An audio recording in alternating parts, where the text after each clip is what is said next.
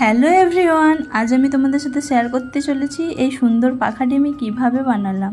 তো দেখো, আমি প্রথমে একটা পাখা নিয়ে নিলাম, তারপর একটু কালার করে নিয়ে তারপর আমি একটা ফিতে নিয়ে নিয়েছি, সেটাকে সেলাই মেশিনের উপরে ছোট ছোট করে কুচি করে নিচ্ছি। তারপর কুচিটি হয়ে যাওয়ার পর আমি আঠা দিয়ে পাখার পেছনে আটকে দিলাম। তারপর ফেব্রিক দিয়ে সুন্দরভাবে কলকা আর্ট করছি।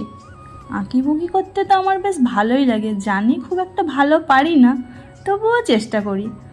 একা একা বসে থাকলে না মনে হয় কিছু একটা করি তো এইসব করে সারাটা দিন প্রায় পেরিয়েই যায়, মনও ভালো থাকে শরীরও ভালো থাকে।